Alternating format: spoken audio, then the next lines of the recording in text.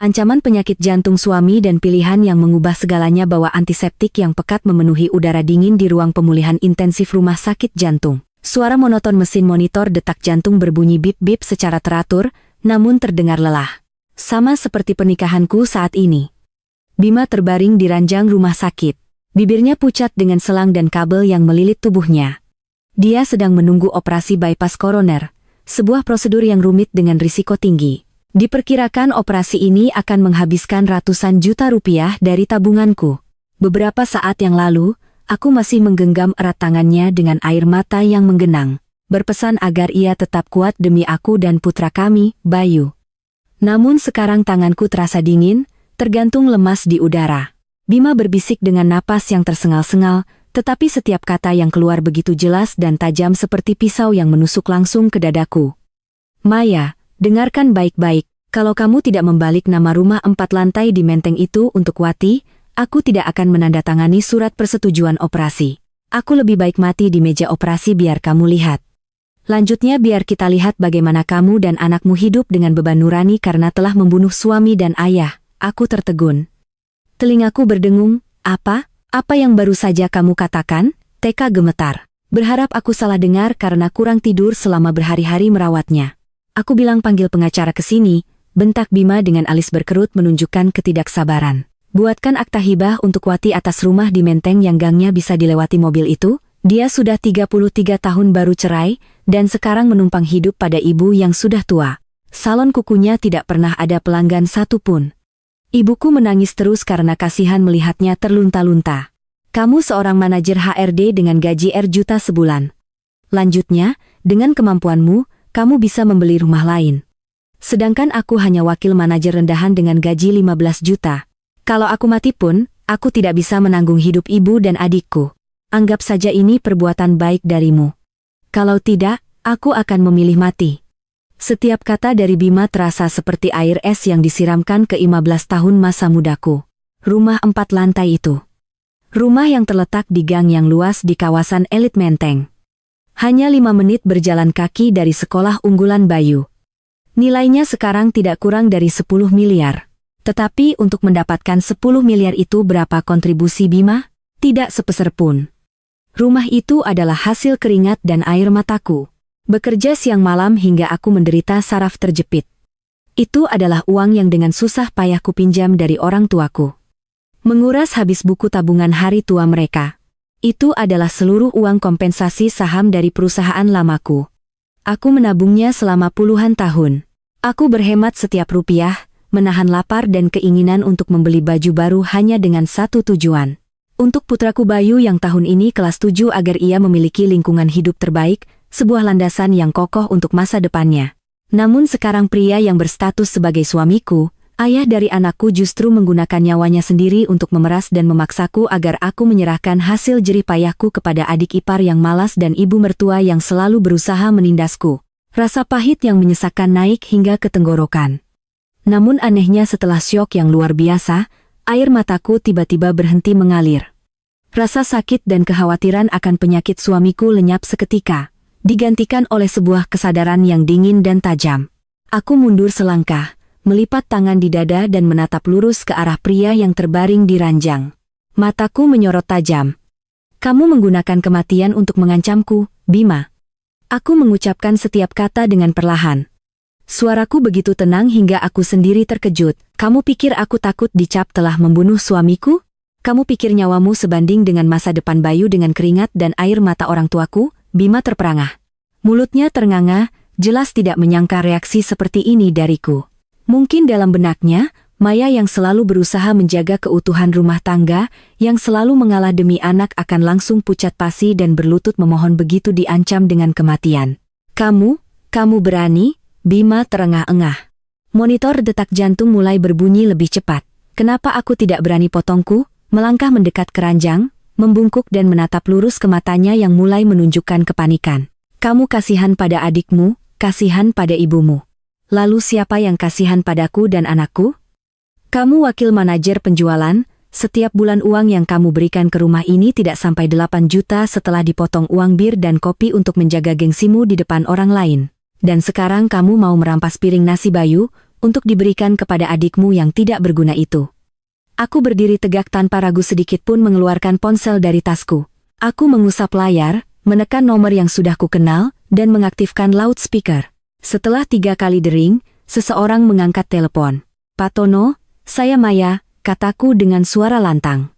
Cukup jelas agar Bima dan 3 keluarga pasien di ranjang sebelah dapat mendengar dengan saksama, "Tolong siapkan untuk saya surat gugatan cerai." Ya, gugatan cerai sepihak juga tidak apa-apa. Tidak ada sengketa harta gono gini. Rumah 4 lantai di Menteng adalah harta pribadi saya. Berasal dari uang orang tua saya dan kompensasi perusahaan. Saya menyimpan semua bukti transfernya. Hak asuh anak Bayu tahun ini 13 tahun pasti akan memilih tinggal bersama ibunya. Di seberang telepon, pengacara Tono terdengar sedikit terkejut tetapi suaranya tetap tenang. "Saya mengerti. Kamu di mana sekarang? Perlu saya antarkan dokumennya segera? Saya di rumah sakit jantung, Pak." Jawabku, "Tolong antarkan segera. Suami saya akan dioperasi, tetapi dia baru saja bilang lebih baik mati daripada hidup bersama saya lagi, jadi, saya harus membantunya mewujudkan keinginannya. Setelah menandatangani semua prosedur, terserah dia mau bagaimana." Aku menutup telepon, memasukkannya kembali ke dalam tas di depan mata Bima yang terbelalak kaget. Di 2 ranjang sebelah, seorang nenek yang sedang disuapi bubur oleh menantunya dan seorang bapak parubaya yang sedang membaca koran.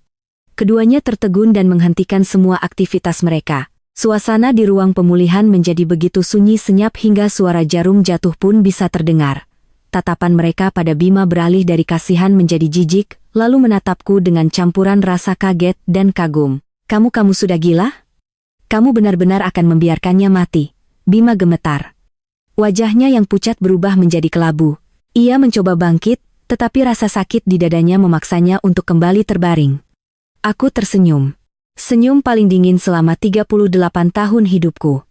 "Tidak, Bima, aku tidak membiarkanmu mati. Justru kamu sendiri yang memilih kematian untuk memeras aku. Operasi atau tidak, itu hakmu, aku tidak memaksa. Tapi biarku beritahu satu fakta. Bahkan jika kamu mati di meja operasi hari ini, hukum akan tetap melindungi hak-hak Bayu. Rumah itu, jangan harap ibu dan adikmu bisa menyentuhnya, bahkan satu batu bata pun." Begitu selesai berbicara, aku berbalik dan melangkah menuju pintu. Aku perlu ke pos perawat. Jika dia sudah mempertaruhkan nyawanya, maka aku yang akan membalikkan meja taruhan ini. Aku akan memberitahu mereka untuk membatalkan statusku sebagai wali untuk operasi. Mulai saat ini, nyawa Bima Nugraha, silakan keluarganya sendiri yang mengurus. Berjalan di sepanjang koridor rumah sakit yang berbau alkohol, langkahku terasa ringan. Tidak ada lagi beban seorang istri yang menanggung nyawa suaminya di pundaknya, juga tidak ada rasa bersalah. Karena baru saja melakukan sesuatu yang kejam, aku langsung menuju pos perawat mengetuk pelan meja stainless steel. "Suster, saya istri dari pasien Bima Nugraha ranjang nomor B2. Saya ingin membatalkan status saya sebagai wali penjamin operasi yang tadi saya daftarkan." Dia bilang ingin menentukan nasibnya sendiri. Nanti ibu kandung dan adiknya akan datang untuk menandatangani surat persetujuan. Perawat itu mengangkat wajahnya, matanya membelalak menatapku. Pulpen di tangannya jatuh ke meja. Ibu bilang apa? Operasi besok pagi sudah dijadwalkan prioritas. Kalau sekarang keluarga tidak menandatangani persetujuan, bagaimana jika kondisi pasien tiba-tiba memburuk? Lakukan saja sesuai prosedur hukum, Sus. Dia sepenuhnya sadar dan membuat keputusan sendiri. Segala konsekuensinya akan menjadi tanggung jawab keluarga dari pihak suami saya. Aku menjawab setiap kata dengan jelas. Nada suaraku dingin tanpa emosi sedikit pun. Aku berbalik melangkah pergi merasakan kelegaan luar biasa, seolah baru saja memotong tumor ganas yang telah menempel padaku selama belasan tahun, 15 tahun. Waktu yang cukup bagi seorang anak untuk lahir dan menyelesaikan sekolah menengah pertama juga waktu yang sama. Lamanya aku memeras habis masa mudaku untuk keluarga ini. Saat baru menikah, Bima hanyalah seorang staf penjualan biasa dengan gaji pas-pasan, tetapi selalu berlagak paling tahu dan menjaga gengsi palsu. Dia sering berdalih, laki-laki harus membangun karier pelan-pelan, tidak bisa serabutan cari uang receh. Dan aku percaya, aku bodohnya percaya pada yang disebut membangun pelan-pelan itu. Hingga 15 tahun berlalu, karir Bima berhenti di posisi wakil manajer penjualan bahan bangunan dengan gaji R5 juta sebulan. Setelah dipotong uang ngopi, bir, hadiah untuk atasan, dan traktiran yang tidak penting demi menjaga citra wakil manajer. Uang yang ia berikan padaku untuk biaya hidup setiap bulan tidak pernah lebih dari 5 juta. Semua beban jatuh ke pundakku. Mulai dari uang popok dan susu bayu, tagihan listrik dan air, biaya sosial di lingkungan keluarga kedua belah pihak hingga impian memiliki tempat tinggal yang layak di ibu kota. Aku seorang manajer HRD dengan gaji pokok R0 juta. Tetapi untuk bisa memegang sertifikat rumah 4 lantai, senilai 10 miliar di gang lebar Menteng itu, aku harus bekerja keras sampai tulang punggungku terasa mau patah.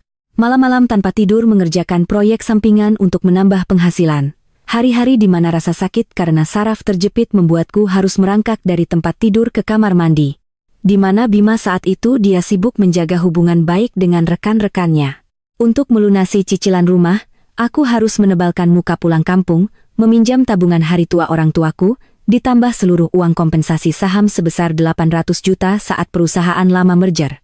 Keringat, air mata, dan bahkan darahku tumpah di atas fondasi rumah itu hanya untuk mendapatkan alamat di kartu keluarga yang sesuai dengan zonasi sekolah agar Bayu bisa masuk ke SMP unggulan yang hanya berjarak 5 menit jalan kaki dari rumah. Namun bahkan sebelum bau cat baru di rumah itu hilang, para benalu sudah mengendusnya dan datang berbondong-bondong. Ibu Ratih, ibu mertuaku dengan alasan berobat rematik di Jakarta langsung pindah ke kamar tidur terluas dengan pencahayaan terbaik di lantai 2. Tidak lama kemudian, adik perempuannya yang berharga, Wati juga menyusul dengan kopernya. Wati, 33 tahun, baru saja bercerai membuka salon kuku kecil di Gang Buntu. Keahliannya buruk, pelayanannya payah sehingga salonnya selalu sepi. Merasa putus asa, Wati pindah ke rumahku secara otomatis menganggapnya sebagai tempat perlindungan gratis bagi dirinya dan anaknya. Aku tidak akan pernah lupa makan malam pada hari kedua Lebaran tahun lalu, hari di mana rencana jahat untuk merampas hasil jerih payahku mulai diutarakan, mengubah setiap makan malam keluarga menjadi medan perang yang menyesakan. Hari itu, Ibu Rati mengambil potongan lumpia terbesar, meletakkannya di mangkuk Wati, lalu melirikku sambil menghela napas panjang. Kasihan sekali Wati ini menikah dengan suami yang kasar. Sekarang cerai, pergi dengan tangan kosong, salon kukunya sepi, setiap bulan ibu harus nomboki uang sewa tempat dari uang pensiun. Kata dokter, ibu sudah tua, tidak tahu kapan akan dipanggil. Ibu hanya khawatir kalau nanti sudah tiada. Dia tidak punya tempat tinggal. Aku tetap mengunyah nasi dengan tenang tanpa mengangkat kepala. Wati masih muda dan sehat, punya tangan dan kaki, seharusnya bisa cari makan sendiri. Kalau salonnya sepi, lebih baik over kontrak saja dan cari pekerjaan lain. Kemarin saya lihat supermarket di ujung gang butuh kasir, gajinya bisa 7,8 juta sebulan. Cukuplah untuk biaya sewa kontrakan. Mendengar kata kontrakan, Wati membanting mangkuknya ke meja. Mbak Ipar ngomong, kok begitu? Rumah ini 4 lantai, banyak kamar kosong. Mbah sama Mas Bima dan Bayu saja mana bisa menempati semuanya. Ibu sudah tua? Aku di sini kan untuk merawat ibu menggantikan Mas dan Mbak. Mbak ini menantu tertua kok perhitungan sekali sama adik ipar sendiri soal meter persi. Benar itu. Ibu Ratih menepuk pahanya ikut menimpali. Ibu sudah pikirkan semuanya. Bayu sekolah di sekolah favorit dekat sini kan praktis. Tahun depan Bunga anak Wati juga masuk SMP. Bagaimana kalau kamu urus surat pindah agar mereka bisa masuk kartu keluarga rumah ini supaya cucu ibu bisa dapat jatah sekolah di sini? Lah. Lanta. Sekalian kosongkan saja lantai 1 biar Waca bisa buka salon kuku lagi di situ, biar ada tamu keluar masuk rumah jadi ramai. Aku meletakkan sendok dan garpu dengan bunyi tak yang keras. Suasana di meja makan langsung membeku. Aku menyisihkan piring nasiku, melipat tangan, dan menatap lurus ke wajah ibu mertuaku. Lantai 1 sedang saya sewakan untuk kantor, Bu. Setiap bulan dapat R juta untuk bayar cicilan bank dan utang ke kakek neneknya Bayu. Ibu bilang, pinjamkan. Maksudnya bagaimana? Nanti kami makan apa? Soal kartu keluarga. Maaf Bu, saya tidak bisa memasukkan nama itu. Mudah, mengeluarkannya yang susah. Tanah dan rumah ini saya yang beli. Saya tidak punya kewajiban menampung siapapun. Setelah itu, aku menoleh ke Bima, menunggu satu kata pembelaan dari pria yang seharusnya menjadi pilar keluarga. Tetapi Bima hanya menunduk menatap mangkuk supnya, menggaruk-garuk kepala, dan setelah lama baru bergumam beberapa kata, "Sudahlah, Ma, di rumah kita kan sepi." Ibu benar juga. Wati sedang kesulitan. Kita bantu sedikit. Lantai 1 tidak disewakan lagi. Nanti aku kurangi uang jajanku untuk bantu bayar cicilan. Soal kakak, masukkan saja nama keponakan kita, saudara sendiri kok. Memangnya kamu rugi apa sampai harus galak begitu, uang jajanmu? Aku tertawa sinis, tatapanku setajam belati menusuk wajah Bima, membuatnya bergidik. Setiap bulan kamu hanya memberiku 5 juta. Kamu mau potong berapa untuk menutupi 20 juta uang sewa itu? Kalau kamu kasihan adikmu, kasihan ibumu, silakan kamu sendiri yang bekerja keras di luar sana untuk membelikan mereka rumah. Rumah ini adalah darah dan keringatku serta orang tuaku. Tidak ada seorang pun yang berhak menyentuhnya. Malam itu berakhir dengan suara piring pecah berantakan karena Ibu Ratih marah dan membantingnya ke lantai. Diiringi tangisan yang menuduhku sebagai menantu yang tidak tahu diri dan kejam. Sejak hari itu, cap menantu berdarah dingin dan kakak ipar jahat disebarkan oleh Ibu Ratih ke seluruh ibu-ibu tukang gosip di kompleks. Di balik kedok keluarga, mereka menganggapku seperti seorang pesakitan, penjaga harta karun yang pelit, sebuah duri dalam daging yang harus dicabut agar mereka bisa dengan leluasa merebut sarang ini. Dan hari ini di atas ranjang rumah sakit itu, Bima akhirnya membuka kartunya. Dia tidak sedang mengigau karena sakit, dia tahu persis nilai rumah 10 miliar itu. Tahu persis keserakahan tanpa batas ibu dan adiknya. Bima sudah lama berpihak pada mereka. Hanya saja aku yang selalu menipu diriku sendiri. Berpikir bahwa dia hanya tidak peduli, tetapi tetap ayah dari Bayu. Ternyata benalu yang paling menakutkan bukanlah ibu mertua atau adik ipar yang gagal itu, melainkan pria yang selama ini ku sebut suami. Aku menghela napas pelan, menarik kerah jaketku.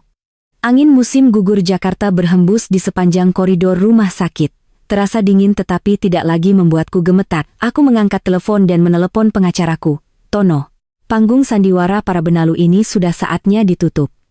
Aku meninggalkan rumah sakit dan langsung menuju kantor perusahaan logistik tempatku bekerja sebagai manajer HRD. Jam di tanganku menunjukkan pukul 09.33. Seharusnya saat ini aku sedang cuti menunggu di luar ruang operasi. Tapi sekarang aku harus kembali bekerja, kembali ke kehidupanku yang nyata. Aku perlu mencari uang untuk membesarkan Bayu, bukan membuang-buang waktu bermain permainan manipulasi psikologis dengan orang yang menjadikan kematian sebagai umpan. Tapi aku telah meremehkan betapa tidak tahu malunya keluarga suamiku. Baru saja melangkah dari basem ke lobi utama perusahaan, aku sudah mendengar suara tangisan dan teriakan yang menggema di seluruh area resepsionis. Ya Tuhan, semuanya, lihatlah wajah asli menantuku ini. Suaminya sedang sekarat di rumah sakit, tapi dia tega mencabut surat jaminan dan menelantarkannya tanpa operasi. Dia ingin membunuh suaminya untuk merebut harta dan kabur dengan laki-laki lain. Suara tepukan paha Ibu Ratih yang keras bercampur dengan makian melengking dari Wati.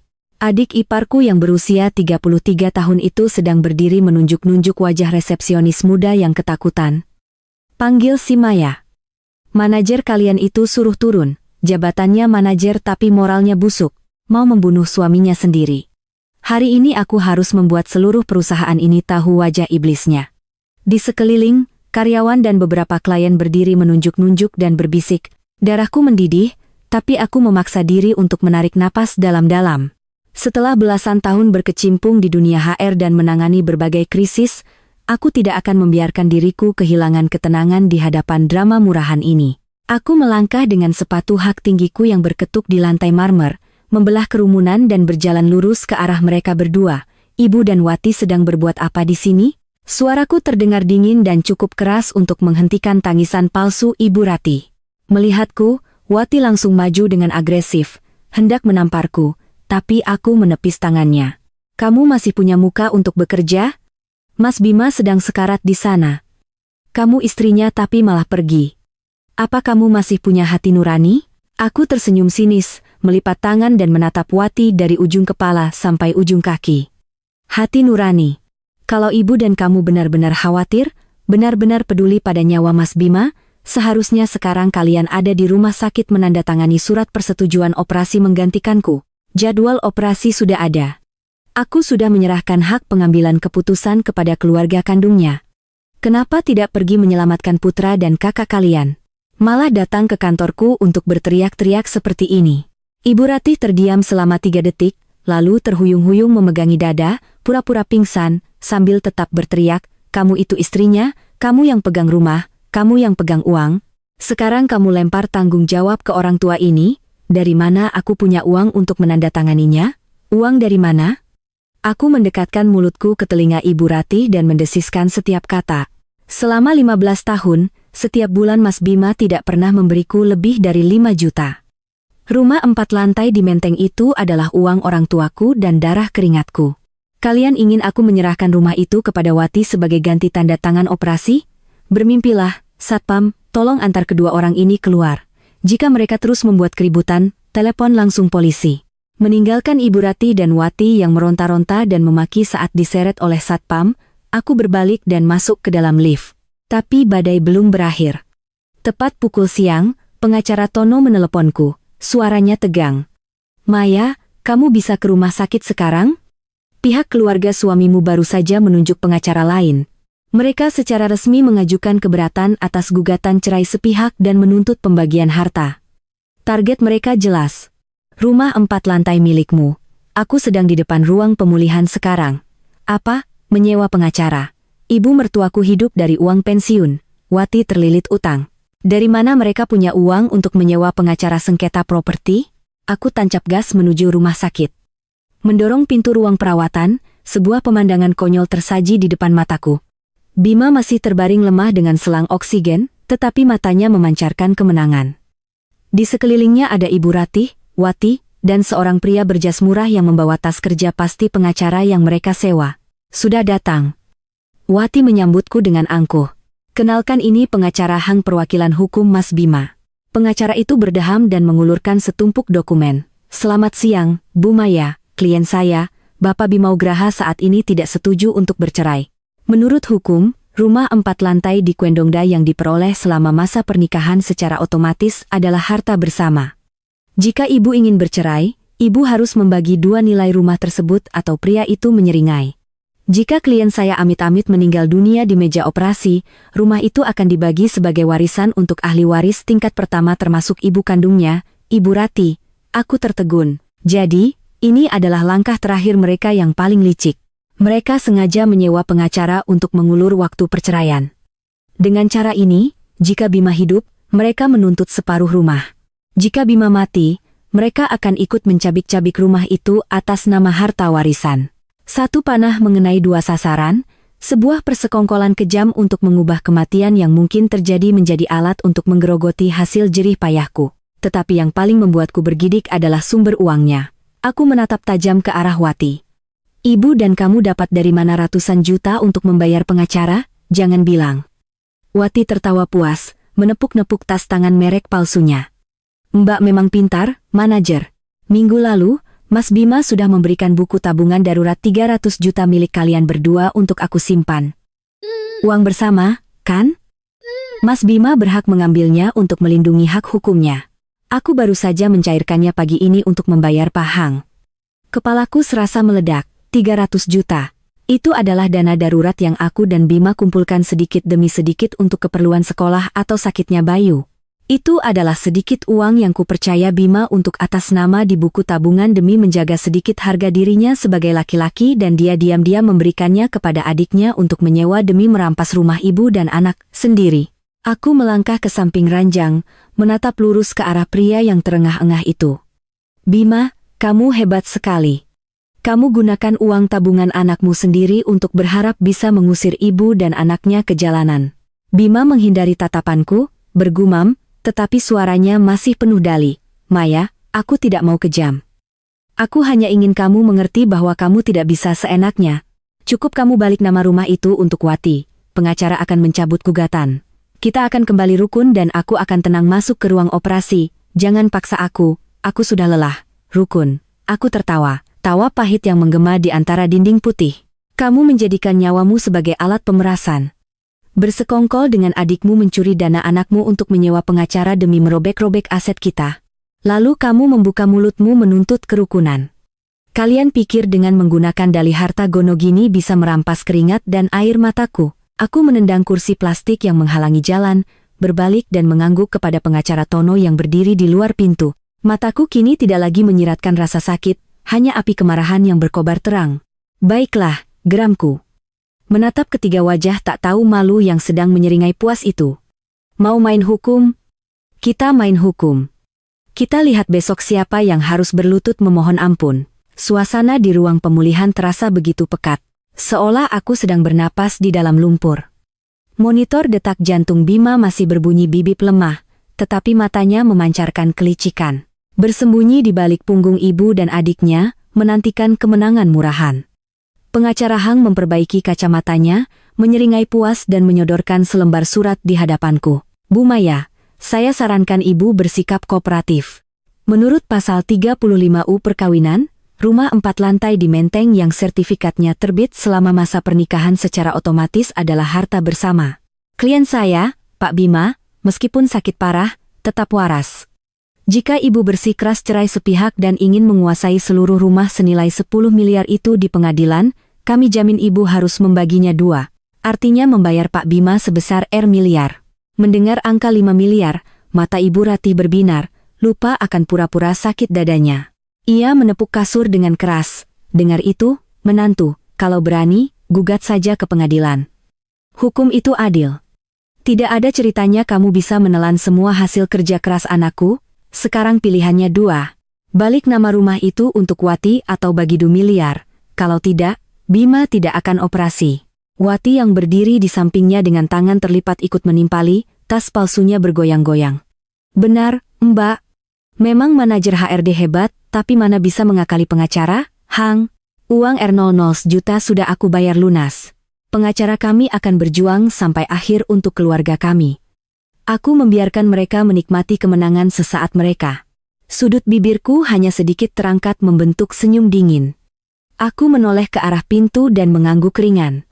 Dari koridor, Pak Tono, pengacaraku melangkah masuk dengan tenang. Ia meletakkan tas kulit hitamnya di meja inox di ujung ranjang, mengeluarkan setumpuk berkas tebal, merapikannya, lalu menatap lurus ke wajah rekannya yang berdiri di seberang. Selamat siang, Pak Hang. Suara Pak Tono tenang dan jelas. Sepertinya klien Anda telah memberikan informasi yang tidak jujur membuat Anda terburu-buru menerima uang tanpa meneliti berkas secara menyeluruh. Mengenai pasal 35 yang Anda sebutkan, memang benar harta yang diperoleh selama pernikahan adalah harta bersama. Tapi apakah Anda lupa membaca pasal 36 tentang harta bawaan dan harta yang diperoleh sebagai hadiah atau warisan? Pak Tono mengeluarkan lembar pertama dan membantingnya ke meja. Suara kerasnya membuat Wati terlonjak kaget. Ini adalah rekening koran dan perjanjian pengalihan saham dari perusahaan logistik. Bu Maya menerima kompensasi sebesar 800 juta. Uang ini langsung masuk ke rekening pribadinya untuk membeli rumah. Pak Tono mengeluarkan lembar kedua, salinan rekening koran dengan stempel merah dari bank. Ini adalah bukti transfer 8 miliar dari rekening Bapak Hartono, ayah kandung Bu Maya yang ditransfer langsung ke rekening Bu Maya seminggu sebelum pembelian rumah. Keterangan transfernya sangat jelas. Hadiah dari ayah dan ibu untuk putri kami, Maya Lestari untuk membeli rumah. Akta hibah ini disahkan oleh notaris. Wajah pengacara Hang mulai berubah warna, ia buru-buru mengambil kertas itu untuk memeriksanya. Keringat mulai membasahi dahinya. Pak Tono belum berhenti. Ia mengeluarkan lembar terakhir. Sisa 1,2 miliar adalah pinjaman KPR dari bank. Selama 3 tahun terakhir, cicilan pokok dan bunga setiap bulan dipotong secara otomatis dari rekening gaji buaya yang sebesar R0 juta per bulan.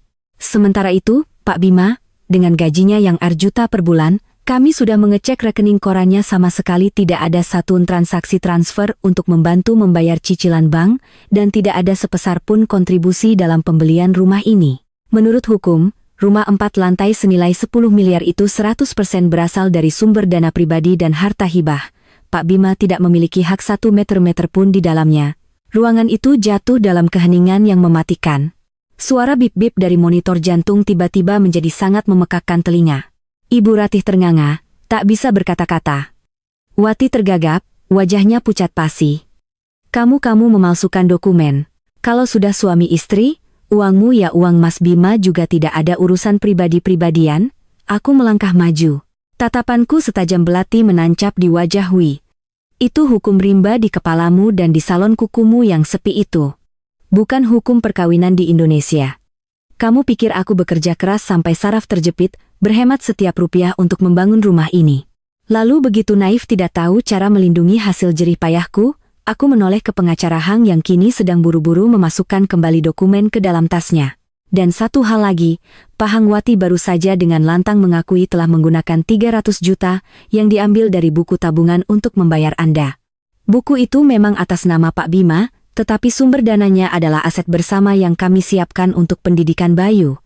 Tindakan Pak Bima yang secara sepihak memberikan buku itu kepada Wati untuk dicairkan tanpa persetujuanku adalah tindakan penggelapan aset bersama. Anda seorang praktisi hukum. Anda pasti paham masalah yang akan Anda hadapi dengan Dewan Kehormatan Advokat jika menerima 200 juta dari sumber dana curian yang sedang dalam sengketa. Bukan mendengar kata curian dan Dewan Kehormatan Advokat, Kang berkeringat dingin.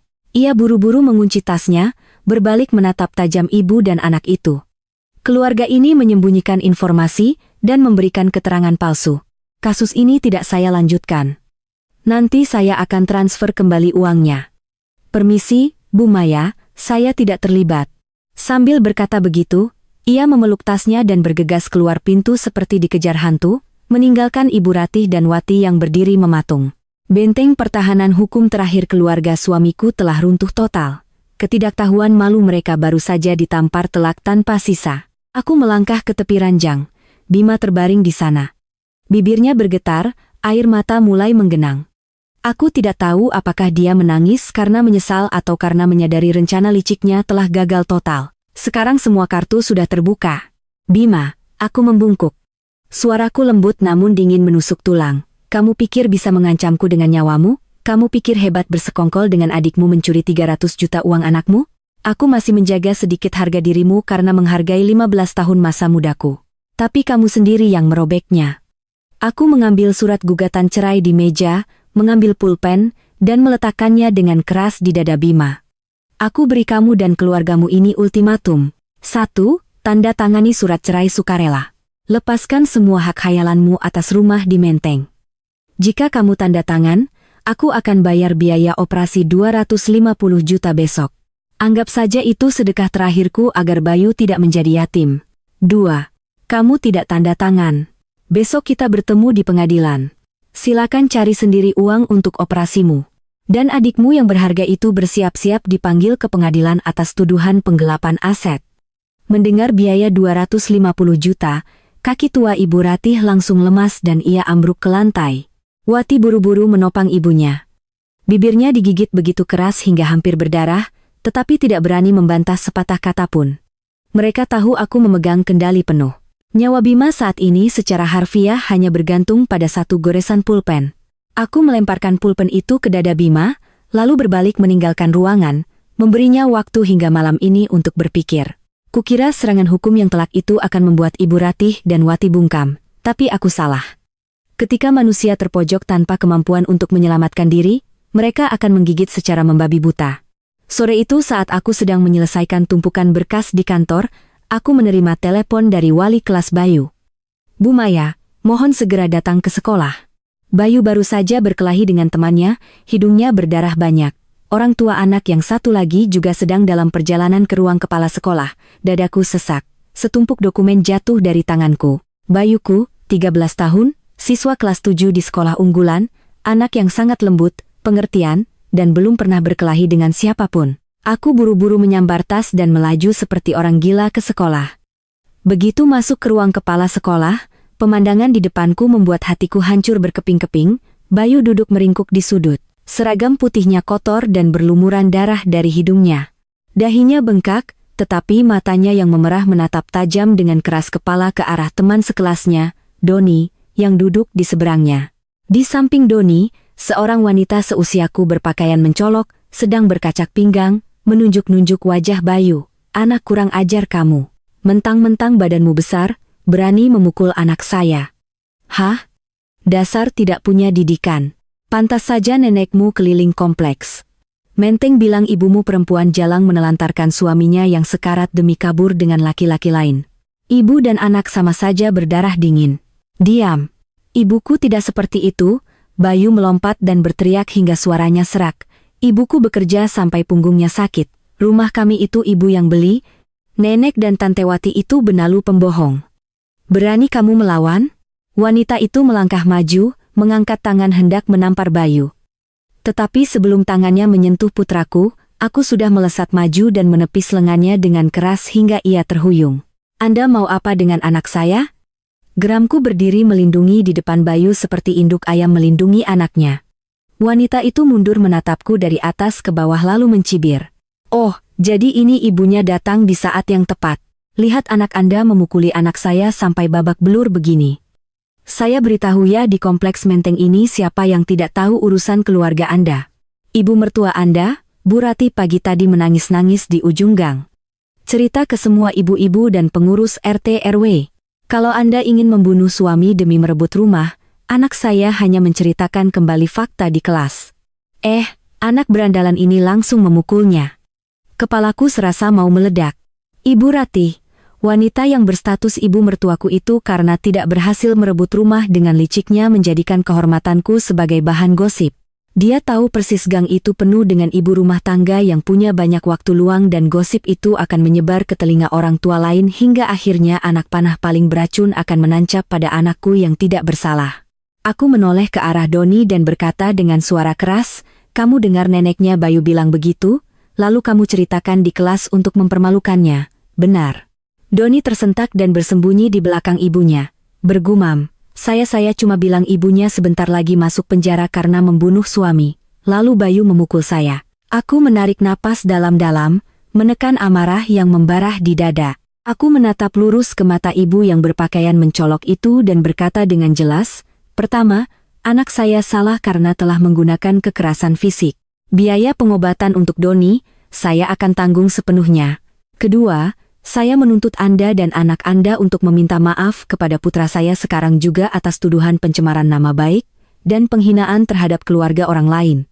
Saya seorang manajer HRD. Saya tahu persis pasal-pasal dalam UI tentang pencemaran nama baik di ruang publik. Jika Anda mau, saya bisa mengundang polisi untuk membuat laporan di sini sekarang juga. Kita lihat apakah anak Anda akan dicatat di rapornya atas kasus kekerasan verbal atau tidak." Mendengar kata polisi dan rapor, wajah wanita itu langsung pucat. Ia tergagap mundur, buru-buru menarik tangan anaknya dan menghilang dari ruangan. Setelah menyelesaikan masalah dengan guru, aku membawa Bayu ke mobil. Begitu pintu mobil tertutup dan keheningan menyelimuti, Bayu tiba-tiba menangis terseduh-seduh. Anak laki-laki berusia 13 tahun yang tampak tegar itu kini meringkuk seperti burung kecil yang sayapnya patah, memelukku erat, air matanya membasahi bahuku. "Ibu maafkan aku," Bayu terisak. "Aku tahu betapa susahnya ibu. Tadi malam saat ibu bicara di telepon dengan Om Tono pengacara, aku dengar semuanya dari luar pintu. Ayah bersekongkol dengan Tante Wati mencuri uangku. Ayah bahkan memaksa ibu menyerahkan rumah. Ibu jangan menangis lagi karena ayah. Ceraikan saja dia. Bu, aku mau tinggal sama ibu. Aku tidak butuh rumah yang ada nenek dan ayah di dalamnya." Air mataku yang kukira sudah kering sejak di rumah sakit kini mengalir deras. Aku memeluk erat punggung anakku yang gemetar, mencium rambutnya yang basah oleh keringat. Anak ini begitu mengerti hingga hatiku terasa sakit. Demi memberinya keluarga yang utuh dengan ayah dan ibu, aku telah menahan penderitaan dari keluarga suamiku selama 15 tahun. Tapi aku salah. Kesabaranku tidak membawa kedamaian, melainkan hanya membiarkan orang-orang jahat itu menyakiti putra. Maafkan ibu, Bayu. Mulai sekarang ibu tidak akan membiarkan siapapun menindasmu lagi. Kita berdua akan hidup dengan baik. Aku menyeka air mata anakku. Setelah mengantar Bayu pulang dan menidurkannya, aku mengunci pintu kamar dan menyalakan laptop. Rasa sakit berganti menjadi kemarahan yang membara. Ibu Ratih berani menggunakan lidah orang lain untuk menusuk anakku, maka aku akan menghancurkan tempat perlindungan terakhirnya. Aku membuka WhatsApp dan mengirimkan serangkaian file ke nomor pengacara Tono. Sejak setengah tahun lalu, aku sudah punya firasat buruk ketika melihat salon Kukuati yang sepi pelanggan. Justru sering didatangi oleh pria-pria bertato setiap sore hingga malam. Aku diam-diam memasang kamera super kecil di sudut tersembunyi lantai 1, area yang kusewakan sebagai kantor yang memiliki pemandangan langsung ke gang di depan salon Wati. Video itu merekam dengan jelas adegan Wati secara terbuka menerima uang dan mencatat pesanan togel dari para penjudi di kompleks. Tidak hanya itu, aku juga punya bukti percakapan di mana ia memesan dalam jumlah besar berbagai bahan kimia penghilang cat kuku dan pengelupas kulit mati yang tidak jelas asalnya dari perbatasan untuk dicampur menjadi produk premium demi menipu pelanggan. Salah satu pelanggannya pernah mengalami alergi parah hingga harus ke dokter kulit. Aku mengangkat telepon dan menelepon Wati. Belum sampai dering kedua, ia sudah mengangkat. Suaranya melengking penuh provokasi. Kenapa? Pulang ke rumah lihat tetangga memandang sinis tidak tahan, lalu menelepon memohon agar ibuku menarik kata-katanya terlambat. Kalau kamu tidak balik nama rumah itu, ibuku akan terus membuatmu malu. Buka WhatsAppmu dan lihat. Wati, potongku dengan suara setajam pecahan kaca. Aku baru saja mengirimimu sebuah hadiah. Hening beberapa detik, lalu dari seberang telepon terdengar suara napas yang terengah-engah dan gagah panik dari Wati. Kamu dapat dari mana semua ini? Kamu berani memata-mataiku? Kamera itu kupasang di rumahku. Aku berhak mengarahkannya kemanapun aku mau. Jawabku dingin. Tindak pidana menyelenggarakan perjudian togel dan menjual bahan kimia berbahaya yang menyebabkan cedera. Kamu tahu totalnya bisa masuk penjara berapa tahun? Surat laporan dan USB berisi bukti sudah kuserahkan semua pada pengacara Tono. Mbak Maya, tolong Mbak, saya mohon. Sikap Wati langsung berubah, beralih ke tangisan gemetar seperti anjing yang ketakutan. Dengarkan baik-baik, geramku. Dalam 1 jam, suruh Ibu Rati datang dan klarifikasi semua kebohongan yang dia sebarkan ke tetangga. Dan kamu suruh Mas Bima segera tanda tangani surat cerai itu. Jika lewat jam 12 malam ini aku tidak melihat tanda tangan kakakmu, besok pagi polisi akan menggerebek salonmu. Coba saja uji kesabaran seorang ibu yang sedang melindungi anaknya. Wati. Aku menutup telepon, melemparkannya ke samping. Di luar awan hitam menggulung. Pertanda badai besar akan segera turun di Jakarta. Tapi di dalam hatiku, segalanya terasa begitu tenang dan jernih. Pertarungan ini, aku harus menang. Jam digital di dinding berkedip menunjukkan angka 23.15.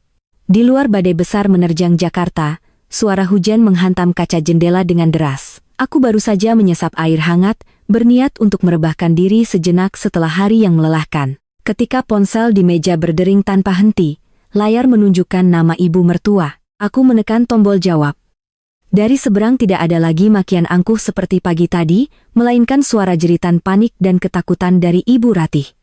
Maya, ya Tuhan, Maya, cepat ke rumah sakit sekarang. Bima kejang-kejang dan mulutnya berbusa. Dokter bilang serangan jantung masif, harus segera dioperasi, kalau tidak dia bisa mati. Aku meremas ponsel. Jantungku berdebar kencang. Meskipun cinta dan kasih telah habis, bagaimanapun juga dia adalah ayah dari putraku. Aku buru-buru menyambar jaket, mengambil kunci mobil, dan berlari ke bawah. Hanya dalam 15 menit menerobos jalanan yang tergenang air hujan, aku tiba di lobi UGD Rumah Sakit Jantung. Suasana di sini begitu tegang hingga menyesakkan. Para dokter dan perawat berlarian. Begitu melihat bayanganku muncul dari koridor, Ibu Rati dan Wati, seperti dua orang yang tenggelam dan menemukan pelampung langsung menghambur dan mencengkeram lenganku. Ibu Rati menangis terseduh-seduh, tangannya gemetar. Maya, tanda tangani suratnya, nak. Dokter bilang kondisi Bima tiba-tiba memburuk. Komplikasi dari pembuluh darah yang tersumbat. Harus segera masuk ruang operasi darurat, kamu istrinya, kamu yang harus tanda tangan surat persetujuan risiko. Pada saat itu, dokter bedah utama keluar dari ruang UGD dengan wajah sangat serius. Ia menatap kami bertiga dan berkata dengan cepat, keluarga pasien Bima Nugraha harap segera putuskan. Detak jantungnya terus menurun. Kami hanya punya waktu emas 15 menit, pasien berisiko sangat tinggi meninggal di meja operasi. Kami butuh satu perwakilan keluarga untuk menandatangani surat persetujuan risiko medis dan segera membayar uang muka biaya rumah sakit sebesar 250 juta agar kami bisa mengeluarkan persediaan medis khusus. Siapa yang bertanggung jawab? Begitu dokter selesai berbicara, Ibu Ratih langsung melepaskan tangannya dari bajuku, mundur selangkah. Mata tuanya bergerak liar, menunjukkan ketakutan yang luar biasa. Wati juga memalingkan muka. Kedua tangannya tanpa sadar meremas tas bututnya. Bibirnya terkatup rapat, tidak berani bicara. Aku menatap ibu dan anak itu. Sudut bibirku menyunggingkan senyum pahit. Kenapa? Tadi pagi di ruang perawatan, ibu dan Wati yang paling keras menuntut hak pengambilan keputusan bilang, aku sudah tidak punya hak sebagai istri. Saat menuntut separuh rumah 10 miliar, kalian mengaku sebagai keluarga kandung. Sekarang dokter meminta 250 juta dan menghadapi risiko pasien meninggal di meja operasi. Kalian malah melempar tanggung jawab pada menantu tidak berperasaan ini. Ibu Ratih tergagap, wajahnya pucat pasi. Aku mana punya uang? Uang pensiun cuma sedikit, rumah itu milikmu. Nanti kalau aku tanda tangan dan Bima kenapa-kenapa, bagaimana aku bisa tanggung jawab? Kamu istrinya, hukum mewajibkan kamu yang mengurus. Melihat ibunya kehabisan kata-kata, Wati buru-buru menarik tanganku, menangis memohon dengan sangat menyedihkan. Sikap yang 140 derajat berbeda dari sore tadi. Mbak Maya, saya mohon Mbak.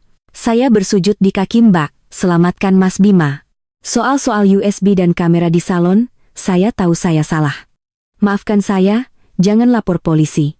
Saya janji mulai sekarang saya dan ibu akan hilang dari kehidupan Mbak. Mbak punya uang, tolong bayar biaya rumah sakitnya. Mbak, aku menepis tangan Wata. Dengan kasar, menatap lurus ke wajahnya.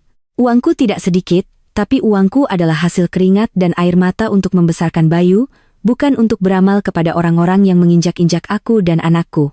Mau aku selamatkan dia? Boleh, tapi ikuti aturanku. Aku berbalik dan mengangguk kepada dokter.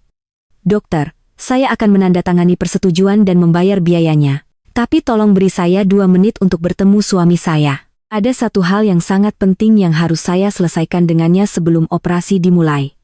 Dokter itu mengerutkan kening, hendak menolak, tetapi melihat tatapan mataku yang teguh, ia akhirnya mengangguk cepat.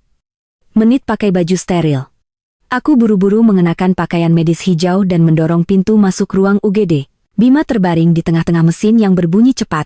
Wajahnya kelabu, bibirnya ungu, napasnya tersengal di balik masker oksigen. Matanya yang sayu terbuka saat mendengar langkah kakiku.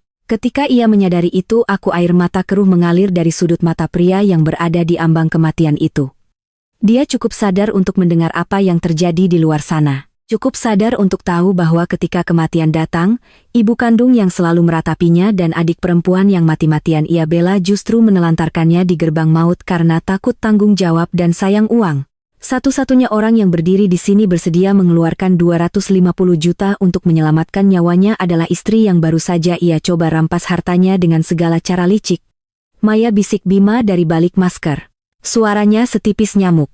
Tangannya yang gemetar mencoba menggapai tanganku. Aku salah. Aku bersalah padamu dan Bayu. Aku berdiri diam, tidak menarik tanganku, juga tidak menggenggamnya. Kebencian yang kupendam selama 15 tahun yang kukira bisa membakar segalanya tiba-tiba menjadi abu saat melihat kondisinya yang menyedihkan ini. Aku tidak lagi membencinya. Aku hanya merasa kasihan. Kasihan pada seorang pria lemah, buta yang percaya pada ikatan keluarga penuh perhitungan, hingga akhirnya menghancurkan keluarganya sendiri. Aku merogoh saku jaket, mengeluarkan surat cerai yang sudah dicetak bersama dengan sebuah pulpen. Aku meletakkan kertas itu di atas meja dorong medis di samping tempat tidur. Di antara hidup dan mati, air mata tidak menyelesaikan apapun. Bima, kataku dengan suara jelas, tenang, namun tegas. Aku sudah bilang aku tidak mau Bayu dicap punya ayah yang jahat, juga tidak mau dia menjadi yatim.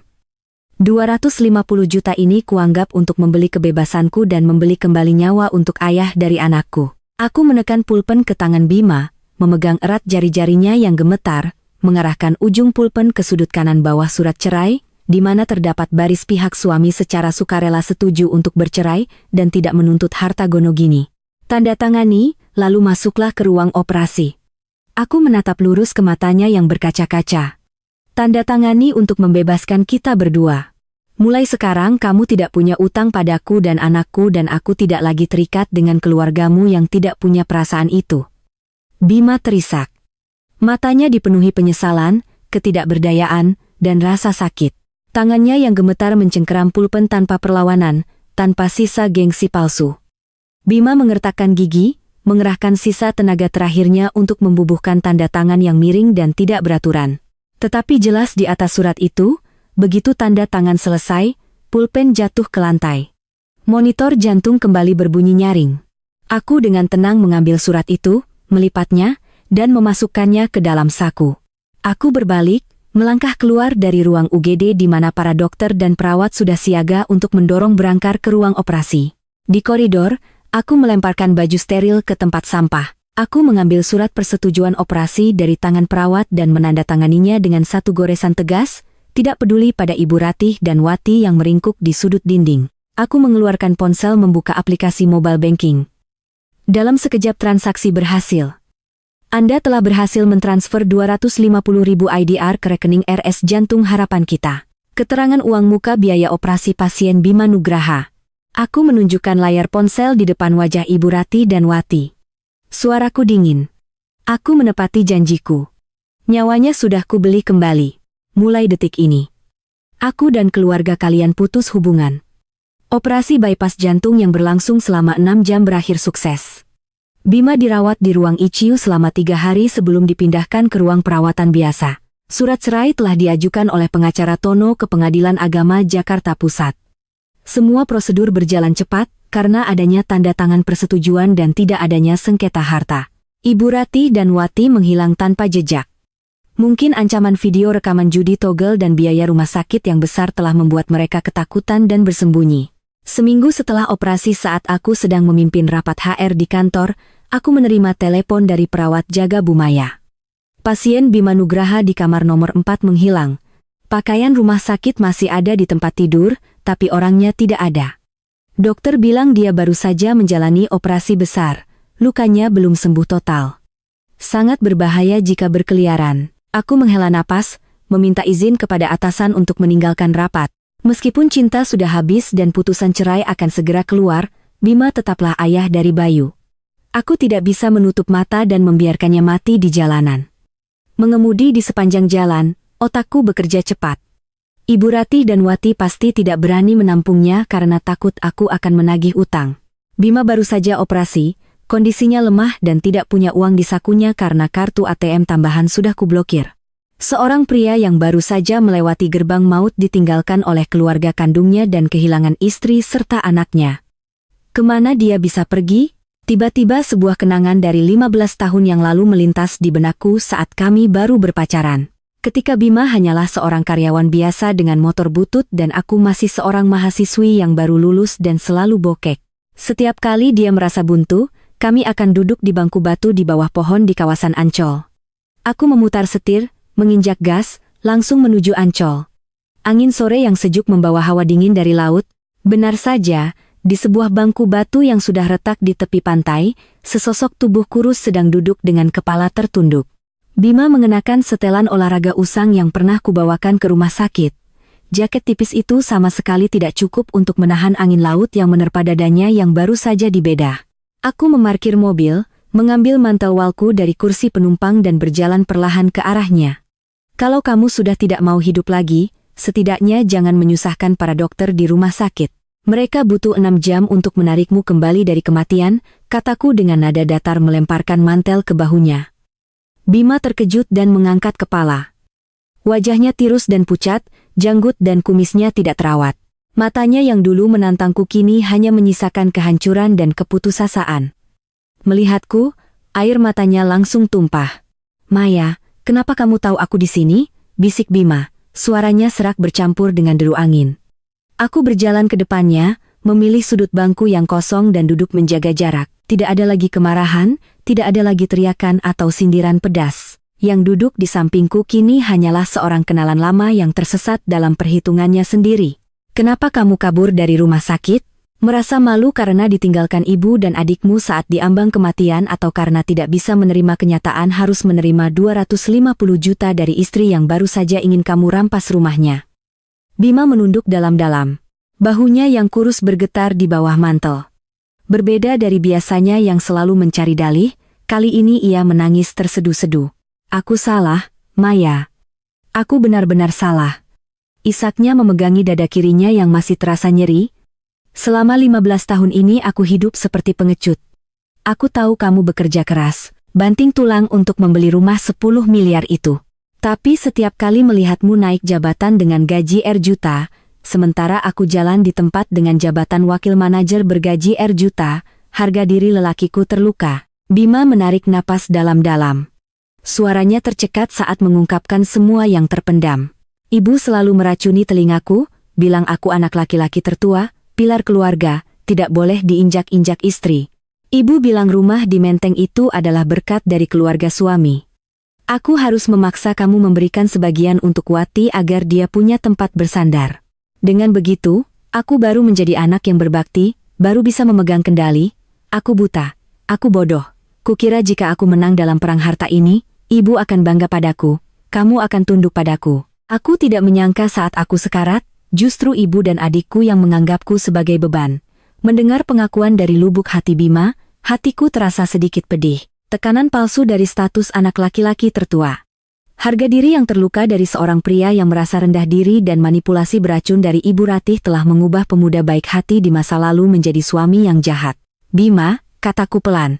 Suaraku melunak seperti seorang teman lama yang memberi nasihat. Harga diri seorang pria tidak terletak pada berapa banyak harta istri yang bisa ia rebut, tetapi pada sejauh mana ia bisa melindungi istri dan anaknya. Kamu karena bakti yang buta lupa bahwa Bayu adalah darah dagingmu yang paling membutuhkan perlindungan. Dia baru 13 tahun. Dia bangga pada ibunya yang pemberani, tetapi juga sangat terluka saat tahu ayahnya bersekongkol dengan bibinya mencuri 300 juta uang tabungannya untuk menyewa pengacara. Mendengar nama Bayu disebut, Bima tersentak. Ia menatapku dengan mata penuh kepanikan. Bayu, dia tahu semuanya. Apa? Apa dia membenciku? Dia banyak menangis, jawabku datar. Tapi dia tidak membencimu. Dia hanya bilang tidak butuh keluarga yang penuh kebohongan lagi. Akhir minggu ini, pengadilan akan memanggil kita untuk mengambil putusan cerai. Hubungan suami istri kita berakhir di sini. Bima menunduk. Maya, beri aku satu kesempatan untuk memperbaiki semuanya. Aku tidak butuh rumah, tidak butuh harta apapun. Aku pergi dengan tangan kosong juga tidak apa-apa. Izinkan aku kembali ke rumah. Aku akan memulai dari awal. Aku dengan lembut tapi tegas melepaskan tangan Bima yang dingin dari bajuku. Tidak bisa Bima. Air yang sudah tumpah tidak bisa diambil kembali. Rumah 4 lantai itu selamanya tidak akan pernah ada tempat untukmu, ibumu atau Wati. Surat cerai itu adalah titik akhir dari kesabaranku selama 15 tahun. Aku berhenti sejenak, menatap matanya yang memerah. Aku memutuskan hubungan suami istri, tapi aku tidak mencabut statusmu sebagai ayah bagi Bayu. Dia masih butuh seorang ayah yang baik. Hiduplah dengan benar, sembuhkan penyakitmu, sewa kontrakan, dan cari pekerjaan yang halal. Nanti kalau kamu sudah bisa berdiri di atas kakimu sendiri, tidak lagi dimanipulasi oleh ibu dan adikmu, pintu rumahku selalu terbuka untukmu datang mengunjungi anakmu. Aku berdiri merapikan mantelku. Angin di Ancol masih berhembus kencang, tetapi hatiku terasa sangat ringan. Beban raksasa yang menggantung selama masa mudaku akhirnya telah kuepaskan. Aku mengeluarkan ponsel dan melinan taksi online. Taksi sebentar lagi datang. Pakai mantelku agar hangat. Sopir akan mengantarmu langsung ke rumah sakit. Biaya R50 juta yang kubayar masih ada sisa. Cukup untuk makan dan pemulihanmu sampai keluar dari rumah sakit. Jaga dirimu baik-baik. Selamat tinggal. Tanpa menunggu Bima berkata apa-apa lagi, aku berbalik menuju mobilku. Melalui kaca spion, aku melihat Bima berdiri berpegangan pada sandaran bangku dan membungkuk dalam-dalam ke arahku. Setetes air mata penyesalan jatuh, lenyap dalam kabut sore. Itu adalah pertama kalinya dalam 15 tahun aku melihatnya bersikap seperti seorang pria sejati. Ada pelajaran kedewasaan yang harganya adalah kehilangan semua hal yang paling berharga. 2 bulan setelah hari yang menentukan di rumah sakit jantung, putusan cerai dari Pengadilan Agama Jakarta Pusat secara resmi berlaku. Selembar kertas tipis dengan stempel merah itu kusimpan dengan hati-hati di laci meja kerja. Secara resmi menutup 15 tahun masa mudaku yang penuh kesabaran dan kepedihan. Rumah 4 lantai di Menteng itu kini tidak lagi dipenuhi suara helaan napas berat Bima setiap kali mabuk. Tidak ada lagi langkah kaki curiga Ibu Ratih, atau suara melengking penuh iri dari Wati. Yang tersisa hanyalah tawar riang aku dan putraku. Sabtu pagi saat aku sedang membersihkan sayuran di dapur, Bayu berlari dari lantai atas sambil memegang iPad, melompat-lompat gembira. Ibu, hasil ujian penempatan kelas sudah keluar. Aku dapat nilai 9 di matematika dan masuk kelas unggulan. Wali kelas baru saja memberi selamat di grup WhatsApp. Aku mengeringkan tangan di celemek, memeluk putraku yang tinggi besar itu. Ya ampun, anak ibu hebat sekali. Usaha begadang untuk belajar akhirnya terbayar. Siang ini kita makan steak sepuasnya. Ya, Bayu tersenyum lebar. Lalu ia berhenti sejenak dan bertanya pelan, Bu, boleh aku telepon ayah untuk kasih kabar? Kemarin ayah kirim pesan. Tanya apa ujianku lancar. Aku mengelus kepala anakku tersenyum lembut, tentu saja boleh, sayang. Ayah, tetaplah ayahmu. Beri kabar gembira ini padanya, Pasti ayah akan sangat bangga. Melihat punggung Bayu yang berlari ke ruang tamu untuk menelepon, hatiku dipenuhi kedamaian yang aneh. Setelah melepaskan beban tak kasat mata dari keluarga suami, karierku pun ikut menanjak. Bulan lalu, proyek restrukturisasi SDM yang kuusulkan dinilai luar biasa oleh jajaran direksi. Selain gaji pokok R0 juta, aku menerima bonus R juta dan surat keputusan pengangkatan sebagai Direktur HRD Wilayah Indonesia Barat yang akan berlaku awal kuartal depan. Hidupku benar-benar sedang mekar dari abu. Sore harinya setelah mengajak Bayu makan-makan, saat aku memundurkan mobil ke garasi, aku sedikit terkejut. Berdiri di samping tiang listrik di luar gerbang adalah sosok yang kukenal. Bima, dia tidak lagi mengenakan setelan murah atau kemeja licin untuk pamer jabatan wakil manajer. Bima mengenakan kaos pudar, celana bahan sederhana, dan sepatu olahraga usang. Tubuhnya jauh lebih kurus setelah operasi, tetapi wajahnya lebih segar dan matanya tampak lebih tulus. Berbeda dari penampilan gengsi palsunya dulu, di samping kakinya ada sebuah kardus kecil. Melihatku turun dari mobil, Bima buru-buru melepas helm dan melangkah maju. Tapi kemudian berhenti menjaga jarak di balik gerbang besi. "Maya, kamu dan Bayu baru pulang makan ya?" Suara Bima terdengar agak canggung tapi hangat. "Iya," anggukku tenang. Melangkah untuk membuka sedikit gerbang. "Bayu lulus masuk kelas unggulan, jadi kami merayakannya. Kamu mau mengunjungi Bayu, dia sedang di atas ganti baju, masuklah." Bima buru-buru melambaikan tangan dan menggeleng. "Tidak, aku tidak masuk. Sepatuku kotor, nanti mengotori rumah kalian. Aku hanya mampir sebentar mengantar ini, lalu langsung pulang." Bima kemudian membungkuk, mengangkat kardus itu dan dengan hati-hati meletakkannya di tanganku. Di dalamnya ada beberapa kotak susu kalsium, sekantong kelengkeng dari Bogor yang segar, dan sepasang sepatu olahraga baru ukuran 42. Bayu cepat sekali besar. Kemarin waktu video call, aku lihat sepatunya sudah robek. Aku belikan yang baru. Coba nanti pas atau tidak. Kelengkeng ini manis sekali, aku pilihkan sendiri untuknya. Bima kemudian merogoh sakunya, mengeluarkan sebuah amplop putih yang sedikit lusuh dan dengan ragu-ragu menyodorkannya kepadaku. "Ini ada 4 juta uang tunjangan bulan ini untuk Bayu. Aku tahu kamu tidak kekurangan, tapi tolong terima. Ini tanggung jawabku sebagai ayah." Aku melirik amplop itu, lalu kembali menatap pria di hadapanku. "Kamu baru saja operasi, biaya obat-obatanmu masih banyak. Kartu ATM-mu sudah kublokir, dari mana kamu dapat uang? Kalau ini uang pinjaman, simpan saja untuk kesehatanmu. Aku bisa mencukupi kebutuhan Bayu." Bima tersenyum. Senyum tulus yang jarang kulihat dan sudah kulupakan selama belasan tahun. "Bukan uang pinjaman, kok. Aku sudah berhenti kerja dari perusahaan bahan bangunan itu.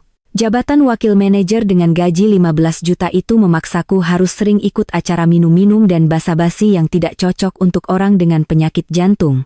Aku sewa kamar kos kecil 15 meter kuadrat di daerah Depok yang lebih murah.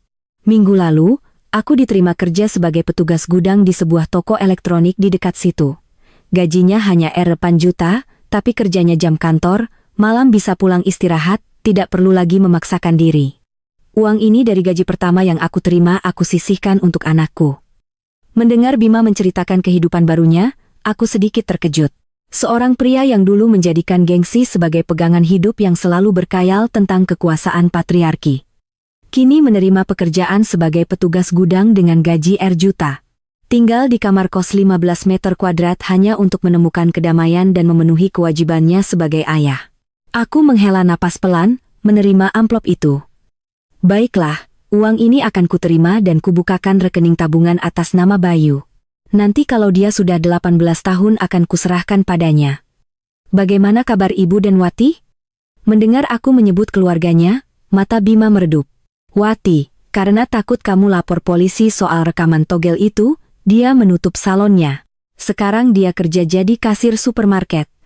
Gajinya 7 juta sebulan, tidak berani lagi sombong di kompleks. Ibu jadi lebih pendiam." Beliau bilang sangat menyesal. Kemarin saat tahu aku akan mengunjungi Bayu, beliau yang membelikan kelengkeng ini menyuruhku membawakannya untuk cucunya. Suara Bima tercekat, matanya memerah. "Ibu bilang, beliau tidak punya muka lagi untuk bertemu denganmu. Ibu dan adikku berutang permintaan maaf yang tulus padamu. Mereka minta maaf karena serakah, karena telah menghancurkan keluarga kita yang baik-baik saja. Aku berdiri dalam diam. Angin sore meniup beberapa daun kering jatuh gemerisik. Di dalam hatiku, sisa kebencian terakhir seolah ikut terbang bersama angin. Bukan karena aku hebat bisa memaafkan mereka, tetapi karena hukuman terbesar bagi orang-orang serakah adalah penyesalan yang terlambat dan kehilangan sandaran terkuat dalam hidup mereka. Yang lalu biarlah berlalu. Dibicarakan lagi pun tidak ada gunanya, jawabku tenang. Kalian semua memulai hidup baru itu sudah bagus. Tunggu di sini. Aku panggil Bayu turun untuk menyapa ayahnya. Bagaimanapun kamu membelikannya sepatu, dia harus berterima kasih langsung. Mendengar itu, mata Bima berbinar. Ia buru-buru merapikan rambutnya yang berantakan. Boleh. Terima kasih, Maya, terima kasih banyak. Melihat pria berusia 40-an itu dengan canggung menunggu putranya di balik gerbang, aku menutup pintu dengan pelan. Masa lalu yang kelam telah tertutup di belakang. Di hadapanku dan anakku kini hanyalah hari-hari yang cerah. 4 bulan berlalu sejak hari itu, kehidupan kami di rumah Menteng berjalan dengan damai. Suatu Jumat sore, saat aku sedang memeriksa daftar gaji, sebuah nomor tak dikenal menelepon. Dari seberang terdengar isak tangis panik. Mbak Maya, ini Wati. Tolong selamatkan Mas Bima. Aku mengerutkan kening. Tenang dulu, ada apa dengan Bima? Dia pingsan di gudang. Dokter bilang karena kerja terlalu berat, ditambah komplikasi dari operasi jantung dulu, jadi paru-parunya terisi cairan. Sekarang dia di UGD RSUD Depok. Mbak, saya sedang shift. Manajer tidak izinkan pergi. Ibu sudah tua, kalau naik taksi ke sana, bisa-bisa Mas Bima sudah tiada. Di ATM saya cuma sisa 1 juta, tidak cukup untuk uang muka. Saya mohon, Mbak, meskipun sudah cerai, dia tetap ayah dari Bayu. Tolong dia sekali ini lagi. Aku mendengar keputusasaan dan penyesalan yang mendalam dalam suara mantan adik iparku. Jika ini Wati setengah tahun yang lalu, dia mungkin akan berteriak-teriak menyalahkanku. Tapi sekarang dia hanya bisa menangis dan memohon. Kirim lokasi rumah sakit ke WhatsApp, aku akan ke sana membayar uang muka dan mengurus administrasinya dulu. Kamu urus izinmu lalu menyusul. Aku menutup telepon. Perceraian sudah selesai, dendam sudah berakhir. Aku tidak punya kewajiban lagi, tetapi membiarkan ayah dari anakku meninggal karena keluarganya sudah tidak berdaya. Aku tidak bisa. Kebaikan hatiku saat ini adalah untuk Bayu agar ia tidak menjadi yatim di usia 13 tahun. Saat aku tiba di rumah sakit dan selesai membayar uang muka juta, Wati dan Ibu Ratih tiba. Wati masih mengenakan seragam kasirnya, rambutnya acak-acakan. Ibu Ratih tampak sangat lemah. Rambutnya memutih berjalan terhuyung-huyung di topang putrinya. Melihatku, Ibu Ratih menangis dan membungkuk. Terima kasih, Nak Maya. Kalau bukan karena kamu, Bima mungkin tidak selamat. Kami berdua tidak berguna, selalu merepotkanmu. Wati juga menunduk. Maafkan saya, Mbak. Saya tahu saya tidak pantas meminta bantuan setelah semua yang saya lakukan. Uang ini akan saya pinjam untuk saya kembalikan secepatnya. Aku menatap dua wanita yang pernah berusaha mengusirku dan anakku kini berdiri dengan penyesalan di hadapanku. Hatiku tidak merasa puas, hanya sedikit getir melihat takdir. Uang bisa diatur nanti. Kalian istirahat saja. Dokter bilang dia sudah melewati masa kritis. 1 jam kemudian, Bima sadar. Ia menatapku, ibunya dan adiknya lalu menangis. Maya, kamu menyelamatkanku lagi. Aku bertanya mengapa ia bekerja terlalu keras. Ia tersenyum pahit. Gaji 8 juta itu semua kuberikan untuk tunjangan Bayu. Aku harus kerja tambahan untuk bayar kos dan makan. Hatiku tercekat. Pria ini yang dulu merampas uang anaknya kini hampir mati karena berusaha mencari beberapa ratus ribu rupiah demi menepati janjinya sebagai seorang ayah. Hukuman dari hati nurani ternyata lebih menakutkan dari putusan hukum manapun. Tiba-tiba Bima menatapku dengan tatapan mantap. Maya, tolong telepon pengacara Tono sekarang. Untuk apa? Tanyaku heran. Bukan soal rumahmu, ini soal aku sadar hidupku sangat rapuh.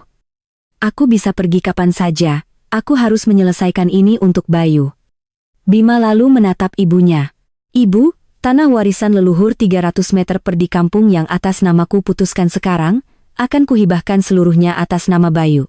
Ibu Ratih terkejut. Bima, apa katamu? Itu tanah leluhur, nanti kalau dijual bagaimana? Bagaimana dengan Wati? Cukup Beu.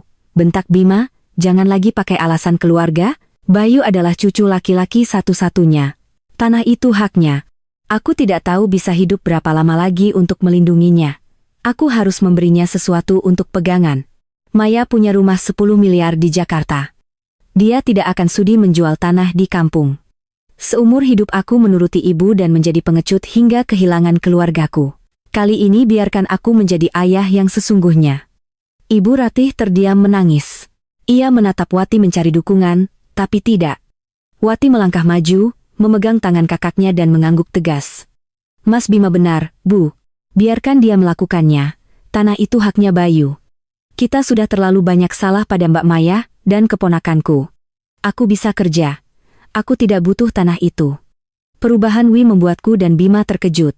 Setengah jam kemudian, pengacara Tono tiba. Di hadapan semua orang, Bima dengan tegas menandatangani akta hibah tanah 300 meter kuadrat di kampung untuk putranya, Cu Bayu Pratama. Ketika pena diletakkan, Bima tersenyum lega.